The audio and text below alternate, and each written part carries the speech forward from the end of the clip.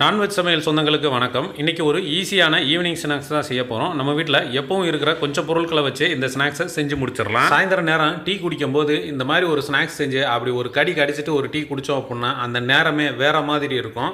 முதல் ஒரு மிக்சிங் பவுல் பெருசாக எடுத்துக்கோங்க. எடுத்துட்டு முட்டைக்கோசு ஒரு 100 கிராம் வந்து நல்லா நீட்ட வாக்கில் வெட்டி வச்சுருக்கோம். நல்லா நீட்ட வாக்கில் வெட்டி நல்லா உதிரியாக வச்சுருக்கோம். அதை வந்து நம்ம மிக்சிங் பவுலில் சேர்த்துக்கலாம். இந்த மாதிரி இருக்கணும்.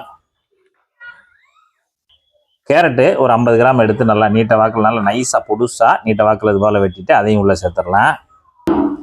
வெங்காயம் ஒரு 100 கிராம் வெங்காயம் சின்ன சைஸில் 2 வெங்காயத்தை எடுத்து நல்லா நீட்ட வாக்கில் வெட்டி நல்லா உதிர்த்து வச்சுருக்கோம். அதையும் உள்ளே சேர்த்துக்கலாம். பச்சை மிளகா ஒரு 3 பச்சை மிளகா எடுத்து நல்லா வட்டமாக கட் பண்ணி வச்சுருக்கோம். அதையும் உள்ளே சேர்த்துடலாம். ஒரு கொத்து நல்லா பொடுசாக வெட்டி வச்சுருக்கோம். அதையும் உள்ளே சேர்த்துடலாம்.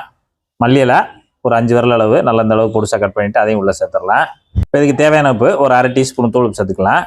மஞ்சள் தூள் ஒரு 1/4 டீஸ்பூனு, மிளகுத்தூள் ஒரு அரை டீஸ்பூனு, சீரகத்தூள் ஒரு அரை டீஸ்பூனு. இப்போ இதில் நம்ம ஒரு 6 முட்டையை உடச்சி ஊற்ற போகிறோம்.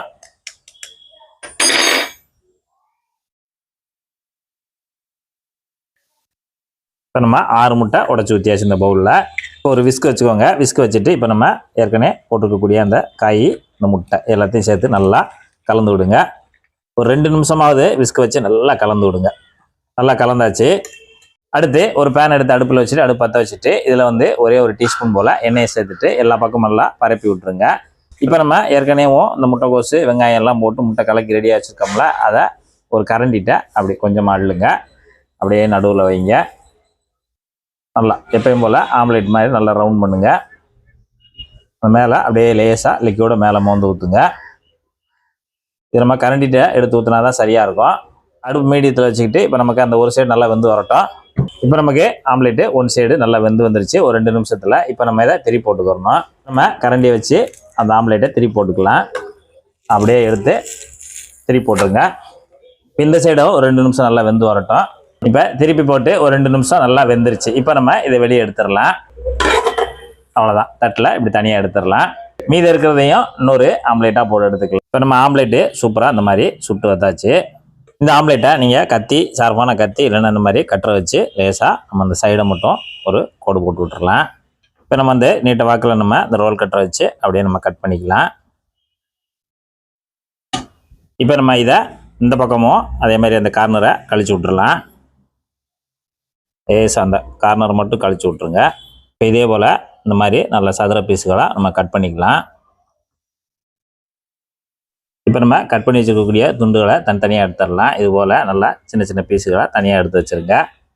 இந்த மாதிரி பெரிய பெரிய துண்டுகளாக இருக்கும். சதுர துண்டுகளாக கட் பண்ணி நம்ம தனியாக எடுத்து வச்சுக்கலாம். மாவு அரைக்க போகிறோம். அதுக்கு இந்த மாதிரி ஒரு மிக்சிங் பவுல் எடுத்துகிட்டு இதில் கடலை மாவு மெஷர்மெண்ட்டில் 1 கப்பு, அது ஒரு 150 கிராம் வெயிட்டில் அதை நம்ம சேர்த்தாச்சு. இது மேலேயும் ஒரு 150 கிராம் பச்சரிசி மாவு, இது மெஷர்மெண்ட்டில் 1 கப்பு. சாதாரண பச்சரிசி மாவு, வறுக்காத மாவு, பாக்கெட் மாவு தான். அதையும் நம்ம சேர்த்தாச்சு. சேர்த்துட்டு இதில் ஒரு 1/4 டீஸ்பூன் தூள் உப்பு, தனி மிளகாத்தூள் ஒரு அரை டீஸ்பூனு, பெருங்காயத்தூள் ஒரு 1/4 டீஸ்பூனு. இப்போ நம்ம ஒரு தடவை எல்லாத்தையும் கலந்து விட்டுறலாம். இப்போ மாவை நல்லா கலந்தாச்சு.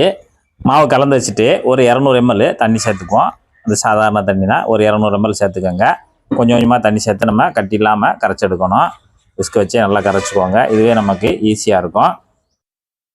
பார்த்தீங்கன்னா நல்லா கட்டி இல்லாமல் நைஸாக கரைச்சாச்சு. கிட்டத்தட்ட நமக்கு ஒரு 350 ml தண்ணி தேவைப்பட்டிருக்கு. அதனால் இந்த அளவுக்கு நல்லா நைஸாக கரைச்சி எடுத்துக்கணும். இந்த அளவுக்கு இருக்கணும் ஃப்ளோவாக. ரொம்ப திக்காக இருக்கக்கூடாது, ரொம்ப தண்ணியாக இருந்துடக்கூடாது. இந்த அளவுக்கு இருந்தால் சரியாக இருக்கணும். எண்ணெய் வந்து தேவையான அளவு இந்த கடாயில் இருக்குது. எண்ணெயோட சூடு வந்து ரொம்ப ஹெவியாக இருக்கக்கூடாது, ஆனால் மீடியமாக இருக்கணும். நல்ல சூடாக இருக்கணும். சூடாக இருந்த பிறகு நம்ம மீடியத்திலே வச்சுக்கணும் அடுப்பை. இப்போ நம்ம கட் பண்ணி வச்சுக்கக்கூடிய இந்த ஆம்லேட் ஒரு துண்டை எடுத்து அப்படியே லேசாக முக்குங்க.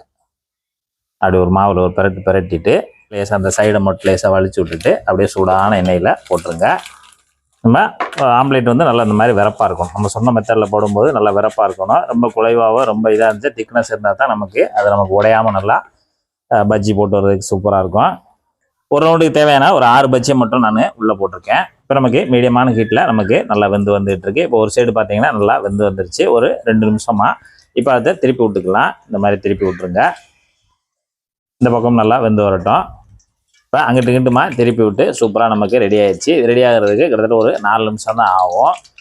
மேல் மாவு நல்லா வெந்து இந்த மாதிரி நல்லா பாலிஷாகி வந்துடும். அந்த சமயத்தில் நம்ம எடுத்துடலாம். இப்போ மீதம் இருக்கிறதையும் இதே மாதிரி ஒரு ஆம்லெட் பஜ்ஜியாக போட்டு சாப்பிட்டு பார்த்துட்டு உங்களுக்கு டேஸ்ட் எந்த மாதிரி இருந்துச்சுன்னு மறக்காமல் கமெண்ட்டில் சொல்லுங்கள். அடுத்த வீடியோவில் சந்திக்கலாம். நன்றி, வணக்கம்.